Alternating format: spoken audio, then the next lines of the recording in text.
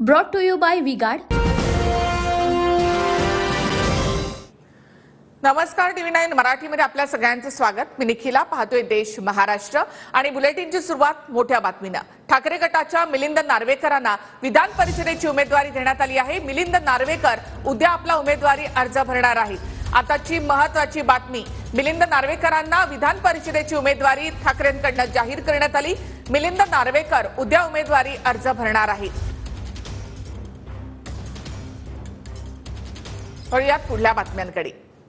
लोकसभेमध्ये राहुल गांधींच्या वक्तव्यावरून झालेल्या गोंधळावरून परिषदेमध्ये शिवीगाळ झाली। राहुल गांधींनी माफी मागावी अशी मागणी भाजप आमदारांनी केली। विरोधी पक्षनेते अंबादास दानवे बोलायला उभे राहत असताना राहुल गांधींच्या मुद्द्यावरून प्रसाद लाड यांनी दानवेंना हातवारे केले। यानंतर दानवेंनी प्रसाद लाड यांना शिवीगाळ केली, तर लाड यांनी सुद्धा दानवेंना शिवीगाळ केली आहे।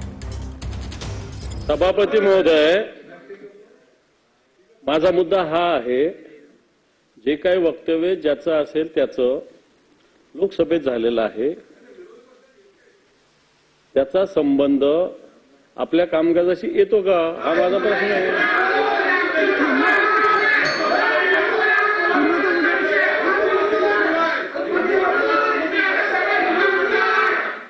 मला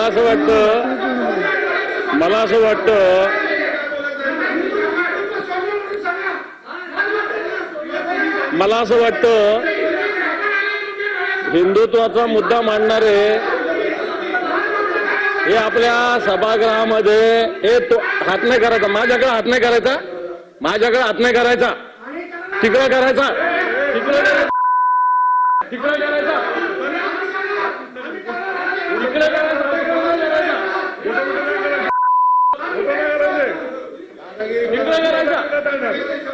लोकसभेत गोंधळ, विधान परिषदेत शिवीगाळ। स्वतःला हिंदू समजणारे 24 तास हिंसा पसरवतात। भाजपकडे इशारा करत राहुल गांधींचं वक्तव्य। राहुल गांधींच्या वक्तव्याने संसदेत सत्ताधाऱ्यांचा गदारोळ। सर्व हिंदूंना हिंसक म्हणणं चुकीचं, माफी मागावी। संसदेत मोदींचं अमित शहा आक्रमक। राहुल गांधींच्या वक्तव्यानंतर विधान परिषदेत भाजपकडून माफीची मागणी। परिषदेत अंबादास दानवे बोलायला उभे राहताना लाड राहुल गांधींच्या वक्तव्यावरून आक्रमक झाले। हिंदुत्वाचा मुद्दा मांडणारे अंबादास दानवे बोलायला उभे राहिल्यावर प्रसाद लाड यांनी हातवारे केले। लाड यांनी हातवारे केल्यावर अंबादास दानवेंनी शिवीगाळ केली। दानवेंनी शिवीगाळ केल्यावर प्रसाद लाड यांनीही शिवी दिली। दानवेंनी राजीनामा द्यावा आणि माफी मागावी, अन्यथा सभागृह चालू देणार नाही, अशी भूमिका घेत प्रसाद लाड आक्रमक झाले। अंबादास दानवेजींनी उभं राहून माझ्याकडे बघून बोलतो काय, तुला बघून घेतो, तुला गाडूनच टाकतो, आणि सभागृहात महिला असताना ज्या शिव्या मी तुमच्या टीव्ही चॅनलवर बोलू शकत नाही, अशा आई बहिणीच्या शिव्या त्यांनी मला दिल्या। माझी मागणी आहे की तात्काळ त्यांना या विरोधी पक्षनेत्याच्या पदावरून काढून टाकावं आणि त्यांना निलंबित करावं। मी शिवसेना प्रमुखाच्या विचाराचा कट्टर शिवसैनिक आहे। माझ्यावर कोणी बोट उचललं तर त्याचं बोट तोडायची ताकद माझ्या मनगटात आहे। आता भाजप म्हणजे जुम्मा 4 दिवस आणारा माणूस मला हिंदुत्व शिकवणार का? माझ्यावर 75 केसेस आहे, सगळ्या दंगलीच्या केसेस आहे, सगळ्या प्रकारच्या केसेस माझ्यावर आहे। 4 वेळेस तडीपार झालेला माणूस आहे, मी शिवसैनिक आहे, आणि मला हिंदुत्व शिकवणार प्रसाद लाड सारखा माणूस भाटगा, नुसता धंदा करणारा पक्षाचा विचार घेऊन। बहन और माँ के ऊपर से सभागृह के अंदर माइक के ऊपर गाली देने का काम विरोधी पक्ष नेता अंबादास दानवे जी ने किया है, तो इस बारे में पत्रकार परिषद लेकर सम्माननीय उद्धव ठाकरे उनकी भूमिका स्पष्ट करे, नहीं तो हम सभागृह चलने नहीं देंगे जब तक अंबादास दानवे जी का राजीनामा विरोधी पक्ष नेता पद से नहीं होता या उन्हें निलंबित किया नहीं जाता। मला काही पश्चाताप होत नाही, मी जे बोललो इनफ। तो कोण राजीनामा मागणार? माझ्या पक्षाचे नेते बघतील माझ्याविषयी, तो कोण राजीनामा मागणार?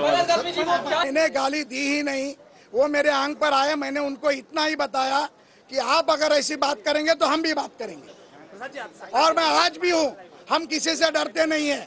सभागृह के अंदर, सभागृह के बाहर, गली के बाहर, और अगर आप बोलेंगे तो मातोश्री के नुक्कड़ पर भी जाकर जवाब देने के लिए हम तैयार हैं। मैं कहता हूँ कि मेरे पे भी कुछ केसेस है हिंदुत्व के लिए है, उसका कुछ भी हमको पछतावा नहीं है। ये सब बताने वाले डुप्लीकेट लोग है। बीजेपी बोलते क्या हिंदुत्व है क्या? ये बीजेपी के लोग हिंदुत्व से पूछ डाल के घूमने वाले भागने वाले बीजेपी वाले हमको हिंदुत्व सिखाए क्या? अरे हम तो रास्ते पे के हिंदुत्व वाले लोग हैं। और हमको हिंदुत्व ये बीजेपी के लोगों ने जो शेपुड़ डाल के पूछ डाल के भागते हैं, इन्होंने हमको कोई हिंदुत्व सिखाने की जरूरत नहीं।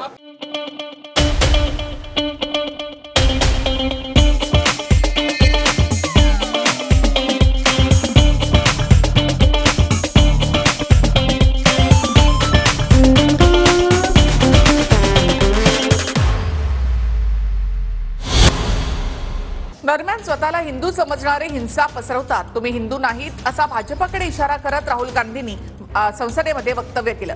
राहुल गांधींच्या वक्तव्याने संसदेमध्ये गदारोळ झाला। राहुल गांधी यांनी माफी मागावी अशी मागणी मोदी आणि शहानी केली आहे।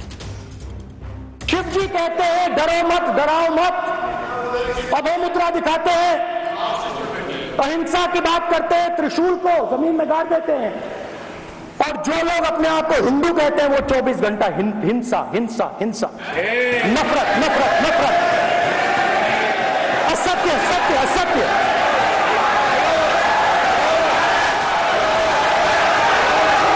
आप हिंदू हो ही नहीं।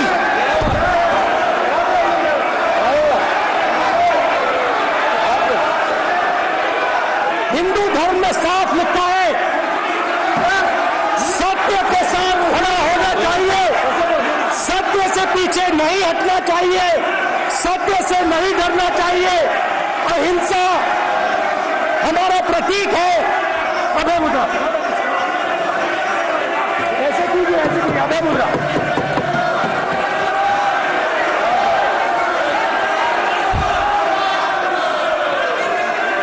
आप बात समझिए, ये इसलिए चिल्ला रहे हैं क्योंकि तीर जाके दिल में लगा है,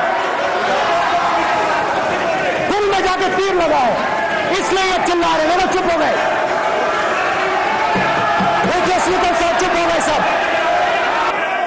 माननीय आप प्रतिपक्ष के नेता हैं, किसी की भावनाओं को ठेस नहीं पहुंचे, सब मुझे बोलने नहीं ध्यान रखना चाहिए। ये विषय बहुत गंभीर है। पूरे हिंदू समाज को हिंसक कहना ये गंभीर विषय है।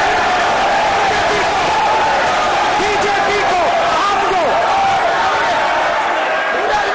नहीं नहीं नहीं नहीं नहीं नहीं, नरेंद्र मोदी जी पूरा हिंदू समाज नहीं है, बीजेपी पूरा हिंदू समाज नहीं है, आरएसएस पूरा हिंदू समाज नहीं है।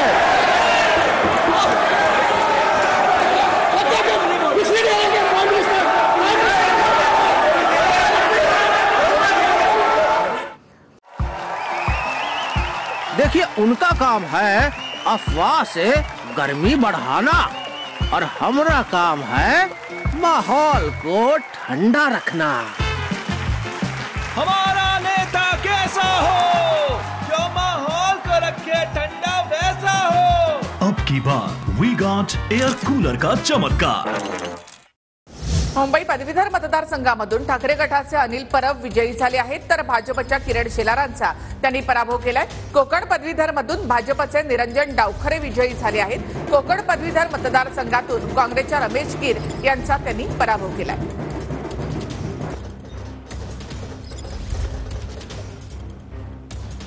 तर मुंबई पदवीधर मतदारसंघामध्ये ठाकरे गटाचे अनिल परब विजयी झाले, त्यांनी भाजपचे किरण शेलार यांचा पराभव केलाय। गेल्या 30 वर्षांपासूनचा मतदारसंघ ठाकरेंनी राखलेला आहे, तर कोकण पदवीधर मतदारसंघामध्ये भाजपचे निरंजन डावखरे विजयी झाले, काँग्रेसचे रमेश कीर यांना त्यांनी पराभूत केलंय। भाइयों बहनों, उनके राज में पावर रहे अनस्टेबल, और हम रखे सब स्मूथ और स्टेबल। हमारा नेता कैसा हो, जो स्टेबल पावर दे वैसा हो। अब की बार वी गॉट एसी स्टेबलायझर का चमत्कार। भाजपकडून विधान परिषदेसाठी 5 उमेदवार जाहीर करण्यात आले। पंकजा मुंडेंना विधान परिषदेची उमेदवारी देण्यात आली आहे। यासोबतच सदाभाऊ खोत, परिणय फुके, अमित गोरखे आणि योगेश टिळेकर यांना देखील उमेदवारी देण्यात आली आहे।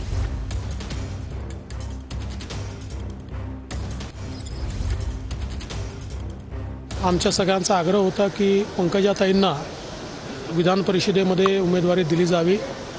केंद्रीय भारतीय जनता पक्षाने ते मान्य केलं आहे आणि त्यांचं नाव जाहीर केलं आहे। त्यामुळे आम्ही केंद्रीय भारतीय जनता पक्षाचे आभार मानतो।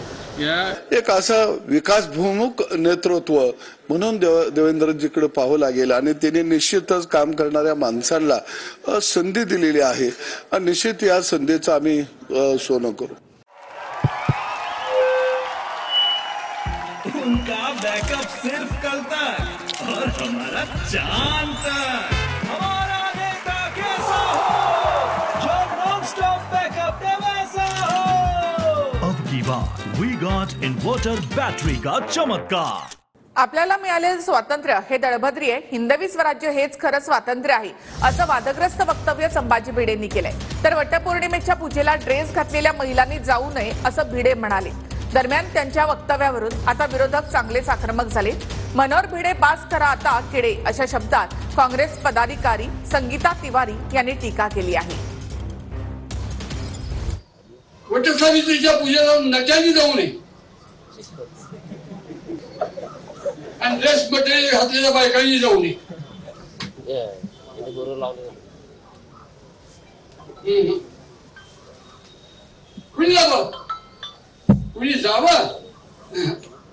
मनोहर भिडे बास करा आता किडे। लाज वाटत नाही या माणसाला? नेहमी महिलांवर टीका करत असतो, नेहमी मुलींवर टीका करत असतो। कोणी हक्क दिला तुम्हाला महिलांवर आणि मुलींवर बोलायला? कोणी हक्क दिलाय तुम्हाला? हे ड्रेस मटेरियल मध्ये काय असतं? पंजाबी सूट असतो, चुडीदार असतो, सलवार कुर्ता असतो। तुम्ही काय शिकवता आणि तुम्ही सांगणार कोण महिलांनी काय घालायचं आणि कसं राहायचं? तुम्ही कोण आहे आम्हाला सांगणार आम्ही काय करावं आम्ही काय करू नये? तुम्ही काय आमचं घर चालवता का? ह्याच्या पुढे जर भिडे गुरुजीने असं वादग्रस्त केलं तर वादग्रस्त वक्तव्याला नारी शक्ती काय हे आम्हाला दाखवून द्यावं लागेल आणि आम्ही सर्व महिलांनी ठरवले की त्यांच्या पण मग पेहरावावर जावं लागेल। त्यांचा पेहराव काय आहे, ते धोतर घालतात, आम्ही त्याच्यावरती बोलू शकतो का? किंवा त्यांनी वाढवलेल्या मिशा आहेत त्या मिशा आम्हाला कट कराव्या लागतील जाऊन। आपल्याला जे स्वातंत्र्य मिळाले 15 ऑगस्टला हे देवभद्र हलकं स्वातंत्र्य जमत नाही। आम्हाला स्वातंत्र्य हिंदवी स्वातंत्र्य। संभाजी भिडे असं म्हणतायत की आपल्याला जे स्वातंत्र्य मिळाले ते हांडगे आणि जय श्रीराम। कोण संभाजी भिडे? काय त्याची लायकी? आता तो स्वातंत्र्य दिन आणि स्वातंत्र्यावर आला। अरे त्याच्यासाठी लोकांनी जीव दिले, प्राण दिले। हा तेच ना, तू टिकली लावली असते, तू महिला नाही आहेस, तू हिंदू नाही आहेस, जसं काय हिंदूचं सर्टिफिकेट हा भिडे देणार आहे। वटपौर्णिमा का साजरा करतात? नवऱ्याला 7 जन्म हा नवरा मिळू दे, मग जीन्स पॅन्ट घालून जर नवरा शोधत करतात का? तर ते एक संस्कृतीचा भाग असतो आणि संस्कृतीचा तो एक ठेवा आहे, तो जपला पाहिजे असं त्यांचं मत असावं। परळीमधील सरपंच हत्या प्रकरणामध्ये 4 जणांना अटक करण्यात आली आहे, तर दोघांना ताब्यात घेण्यात आले। मुख्य आरोपी बबन गीतेंसह 4 आरोपी अद्याप फरार आहेत। दरम्यान परळीमध्ये 29 तारखेला सरपंच बापू आंधळे यांची हत्या झाली होती। या हत्येनंतर राज्यात राजकीय वातावरण तापलंय। जोपर्यंत खऱ्या गोष्टी पुढे येत नाहीत तोपर्यंत धनुभाऊंनी सांगितलेलं नाव हे खरं आपल्याला ठरवता येणार नाही। कारण तेच बबन गीते ज्यांनी तिथं बूथ ताब्यात ज्या पद्धतीने भाजप घेत होते ते लोकांसमोर पुढे आणलं, त्याच बबन गीतेवर आता एक वेगळं तिथं कुठेतरी नाव घेतलं जाते असं मला वाटतं। नाही तर अडकवण्याचा प्रयत्न बबन गीतेला केला जातोय। त्यांनी खून केलेला नाही। ज्या माणसाचं नाव आलंय बबन गीते तो तिथे उपस्थितच नव्हता। आमच्याकडे सगळं रेकॉर्डिंग आहे, सगळं रेकॉर्डिंग। त्याला घेतलाय कटात। अनेक दिवसांपासून हा प्रयत्न होता की बबन गीतेला कसंही करून अडकवायचं। नागपूर दीक्षाभूमी परिसरामधील भूमिगत पार्किंगचा मुद्दा चांगलाच तापलाय। दीक्षाभूमीच्या स्तूपाला धोका निर्माण होऊ शकतो अशी भीती व्यक्त करण्यात आली आहे। भूमिगत पार्किंगला विरोध करत बांधकामाची तोडफोड सुद्धा करण्यात आली आहे। दरम्यान संघटनांनी केलेल्या विरोधानंतर पार्किंगच्या कामाला उपमुख्यमंत्री देवेंद्र फडणवीसांनी स्थगिती दिली आहे। नागपूर दीक्षाभूमी परिसरातील भूमिगत पार्किंगचा मुद्दा आता चांगलाच तापलाय। लोकांची भावना समजून दीक्षाभूमी परिसरातील भूमिगत पार्किंगच्या कामाला स्थगिती दिल्याचं देवेंद्र फडणवीस म्हणाले. स्मारक समितीने सांगितल्याप्रमाणे आराखडा असल्याचं देवेंद्र फडणवीसांचं म्हणणं आहे. काँग्रेस आमदार नितीन राऊतांनी भूमिगत पार्किंगचा मुद्दा सभागृहात मांडला. विविध आंबेडकरी संघटना आक्रमक झाल्या आणि भूमिगत पार्किंगच्या बांधकामाची त्यांनी तोडफोड केली. आंबेडकरी संघटना आक्रमक झाल्यानंतर पोलिसांकडून शांततेचं आवाहन करण्यात आलंय. काही संघटनांनी आज चलो दीक्षाभूमीचा नारा दिला होता. दीक्षाभूमी स्मारक समितीच्या सदस्यांनी विरोध करणाऱ्यांची एक बैठक बोलावलेली होती. दीक्षाभूमी स्तूपाला धोका निर्माण होऊ शकतो म्हणून विरोध केला जात होता. तर चर्चेनंतर MMRDA कडून भूमिगत पार्किंगबाबत पुनर्विचार करण्याचे संकेत दिले होते. खरं म्हणजे हा संपूर्ण आराखडा स्मारक समितीने अप्रूव्ह केलेला आराखडा आहे. त्यांनी सुचवल्याप्रमाणेच तो आराखडा तयार करण्यात आलेला आहे आणि त्या आराखड्याला केवळ राज्य सरकारने निधी दिलेला आहे. तथापि जी काही त्या ठिकाणची लोकभावना आहे ती पाहता अध्यक्ष महोदय या कामाला स्थगिती देण्यात येते आणि पुन्हा एकदा स्मारक समिती आणि सर्वांची बैठक घेऊन त्या संदर्भातला अंतिम निर्णय घेतल्यानंतरच पुढचं काम त्याचं करण्यात येईल. तुम्हाला नागपूरमधल्या अनेक जणांनी सांगितलं की प्रकरण हाताबाहेर जात असताना तुम्ही हाताबाहेर जाऊ का दिलं ह्याचा खुलासा करा ना. म्हणजे आता 3 महिन्यानंतर इलेक्शनला जाणार आणि ती इलेक्शनला जात असताना दंगल आपल्या हातावरती घेऊन कोणीच जात नाही. त्यामुळे अगोदरच ती ऑर्डर का दिली नाहीत, लोकांना रस्त्यावरती उतरायला का भाग पाडला. महत्वाच्या 25 बातम्या आता पाहूयात. मराठा आरक्षणाची सुनावणी पुन्हा रखडण्याची शक्यता. आयोगाला प्रतिवादी बनवा. मुंबई हायकोर्टात नवीन अर्ज दाखल. ज्येष्ठ वकील सुभाष झा यांनी केलेल्या अंतरिम अर्जावर हायकोर्टामध्ये उद्या सुनावणी. विधानसभा निवडणुकीच्या पार्श्वभूमीवर मुंबईत शिंदे गटाकडून बॅनरबाजी. मदतीचा हात एकनाथ अशा आशयाचे बॅनर. कुलाबा आणि गेटवे ऑफ इंडिया परिसरामध्ये बॅनरबाजी. उल्हासनगरमध्ये मुख्यमंत्री शिंदेंच्या समर्थनार्थ बॅनरबाजी. ड्रग्ज माफियांचा कर्दनकाळ. महाराष्ट्राचा बुलडोझर बाबा अशा आशयाचे बॅनर. जनता आपल्या सोबत असल्याचा बॅनरवर उल्लेख. मुख्यमंत्र्यांच्या नावे असलेल्या योजनांवरून सामनातून निशाणा. बारामतीमध्ये बहिणीची प्रतिष्ठा धुळीस मिळवण्याचा प्रयत्न करणाऱ्या भावाला लाडक्या बहिणींची चिंता. अजित पवार यांच्यावरही निशाणा. मुख्यमंत्र्यांच्या नावे योजना. मुख्यमंत्री म्हणून शिंदे स्वतःचा चेहरा समोर आणतायत. यावर फडणवीसांचं मत काय? आमदार रोहित पवार यांचा खोचक सवाल. एकनाथ शिंदे साहेब स्वतःला परत एकदा मुख्यमंत्री म्हणून जर प्रोजेक्ट करत असतील तर ती आमची अडचण नाही. याच्यावर देवेंद्र फडणवीस साहेबांचं काय मत आहे हे कुठेतरी आपल्याला समजून घ्यावं लागेल. समृद्धी महामार्गामुळे मुख्यमंत्री शिंदेंची समृद्धी वाढली. स्वाभिमानीचे नेते राजू शेट्टी यांची एकनाथ शिंदेंवर टीका. तर मागणी नसतानाही शक्तीपीठ महामार्गाचा घाट कशाला? राजू शेट्टी यांचा सवाल. पेपरफुटीबाबत कायदा आणणार. फडणवीसांचं आश्वासन. कोणत्याही घोटाळ्याविना 77,000 नियुक्त्या. फडणवीसांची माहिती. गट क मधील सर्व सरळ सेवा परीक्षा MPSC तर्फे घेणार. तर परीक्षा शुल्क कमी करण्याचाही विचार. देवेंद्र फडणवीसांची मोठी घोषणा. महाविकास आघाडीच्या काळामध्ये परीक्षांचे महाघोटाळे. एकदा पाढा वाचावा लागेल. पेपरफुटी प्रकरणाच्या आरोपांवरून शंभूराज देसाईंचा महाविकास आघाडीवर निशाणा. अजित पवार गटातील काही आमदार आणि पदाधिकारी आमच्या संपर्कात आहेत. सुप्रिया सुळेंच्या वाढदिवशी अनेकांचे फोन. लवकरच ते परतणार. महेश तपासे यांचा दावा. अजित पवार गटाकडून विधान परिषदेसाठी शिवाजीराव गर्जे आणि राजेश विटेकर यांना संधी मिळण्याची शक्यता. उद्या दोन्ही उमेदवार अर्ज भरण्याची शक्यता. मूळ राष्ट्रवादी पक्षाची कागदपत्र चोरणाऱ्याला अजित पवार यांच्याकडून विधान परिषदेचं गिफ्ट. रोहित पवारांचा शिवाजीराव गर्जेंसह अजित पवार यांच्यावर निशाणा. पुढच्या आषाढी वारीची पूजा कोण करणार हे सांगायला मी भविष्यवेत्ता नाही. मात्र महायुतीचा मुख्यमंत्री पूजा करेल हे नक्की. मंत्री गिरीश महाजन यांचं वक्तव्य. फडणवीस काय मॅच जिंकणार? विधानसभेत त्यांना 20च जागा येणार. शरद पवार गटाच्या कैलास गोरंट्याल यांची फडणवीसांवर टीका.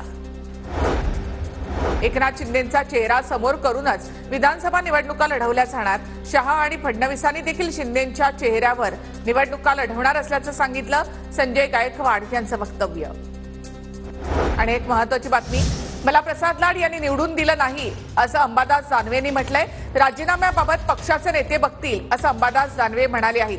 प्रसाद लाड राजीनामा देत असतील तर मी सुद्धा देतो असं अंबादास दानवेंनी म्हटलंय. त्या राजीनाम्याची पण मागणी केली आहे की सभापतींकडे आणि माध्यमांसमोर येऊन. त्यांनी निवडून दिलं मला. माझा राजीनामा माझ्या पक्षाचे नेते बघतील ना, ते कोणी मला विचारणार आहे माझा राजीनामा आणि हे ते नाही बोलले का? मग त्यांनी द्या राजीनामा, चला ते देत असेल तर मी पण देऊन टाकतो, काय प्रॉब्लेम नाही. Brought to you by V guard.